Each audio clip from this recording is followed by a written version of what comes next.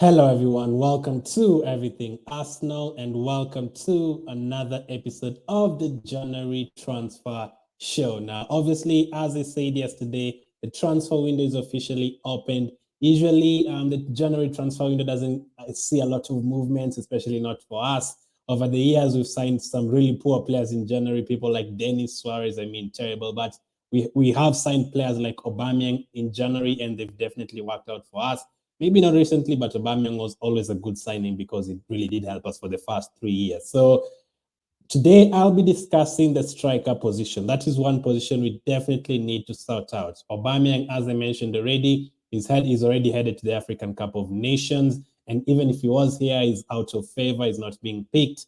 Nketaih, will he leave? Will he stay? We still don't know. If something happens to our current striker, will Balogun and Martinelli be able to step up for all those games coming up? Liverpool twice in the Carabao Cup, an FA Cup tie against Nottingham Forest in another team. If we go through, we have Tottenham in the league, very, very crucial stage of the season. So Lacazette, as you can see on screen, he's been doing a great job for us so far since coming in. He's our captain right now. But as I said, so many games coming up, we cannot depend on him to win for us all those games. So I will be talking about two players. I will be talking about two strikers that I think could help us between now and the end of the season, or strikers that Arsenal could sign, strikers that Arsenal have been linked to this January transfer window.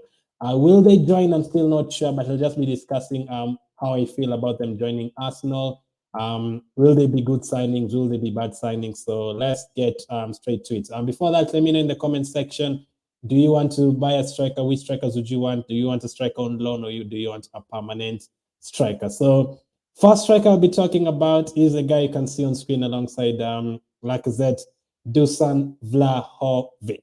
Dusan Vlahovic is his name. Fiorentina striker, only 21 years of age, could be turning 22 very, very soon. This season and last season, he's really been good.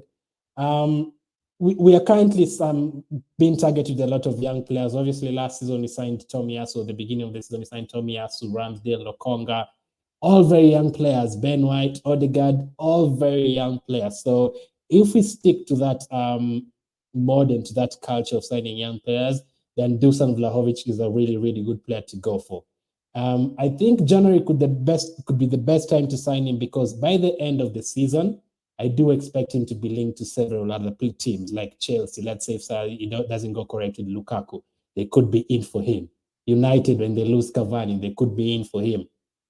We don't know what will happen with Ronaldo. Liverpool could be in for him as well. So we will be competing with other teams. So he's currently age 21. His contract expires in 2023. He's worth 70 million plus. That is the problem. I know people will say Arsenal never really splashed that kind of cash in January, but we did pay almost 60 million for Aubameyang in a January transfer window. So this is just basically 10 million more, and you could do it in installments. You could maybe pay 45 or something and then pay the rest in installments. I know it's not going to be an easy deal, but if you take a look at his record, 18 goals already this season, 18 already. He's only failed to play 90 minutes 3 times so far this season. And for those 3 times he's failed to play 90 minutes, he's played 88, 89, and 81. So that is already a positive.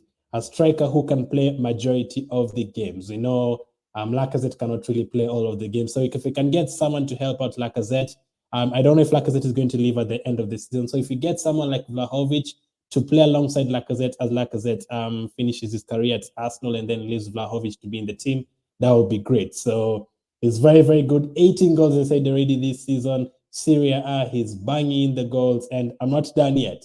21 goals last season. And he's playing majority of the game. Just like Ben White, he rarely misses games. Those are the kind of signings we want. Someone who has durability.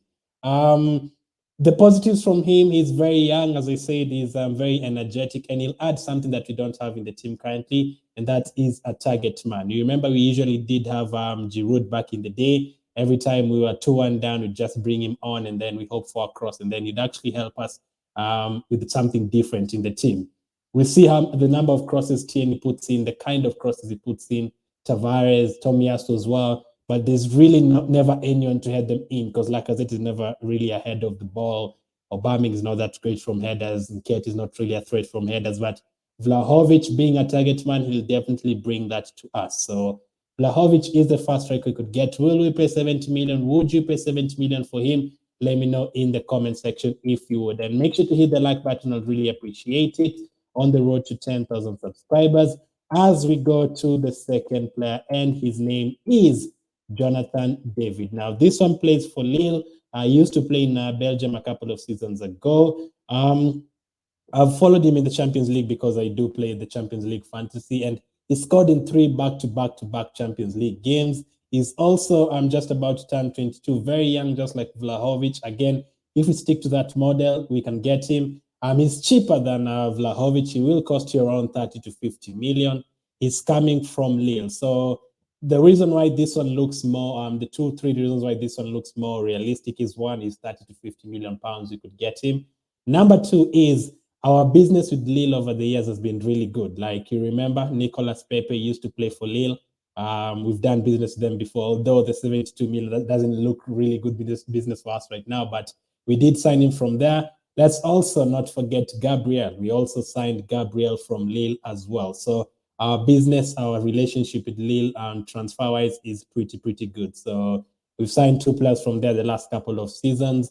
So I wouldn't be surprised if we go for someone like Jonathan David and actually pay for him. Another reason why this is realistic is, unlike Vlahovic, with the money and the transfer fee and everything else, really, Jonathan David will not be linked by that many teams. I don't expect him to be linked by that many teams. Obviously, that's not Jonathan David. I was supposed to bring this picture up.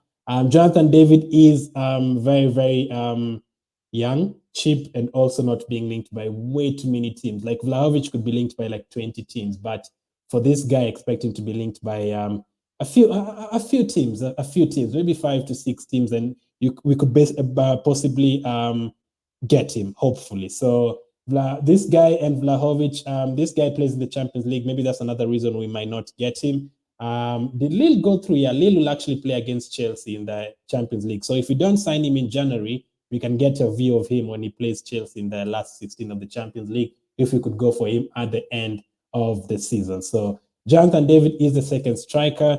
The first striker, as I said, is Dusan Vlahovic. I'm not sure you're going to get any of them, mostly not Vlahovic, maybe Jonathan David, but I'm doing this video for you guys to know the strikers we've been linked to. Obviously, we've been linked to players like Calvert, Lewin as well, Ollie Watkins as well, several players, but that is a transfer update. I think we'll definitely get a striker, maybe on loan, maybe if we decide to buy, it could be one of these two. If we go ahead and get Vlahovic, you're going to get the top 4. If we get Vlahovic, you're going to get the top 4. Vlahovic, he does have strengths. All of them have strengths and weaknesses. As I said, Vlahovic is a good target man, but usually loves using his left foot more than the right foot 90% of the time. So there is positives and negatives. If we go close to signing any of those players, I'll definitely do more videos on them. So let me know in the comment section which striker you want. Make sure to hit the like button, and I'll catch up with you guys on the next one.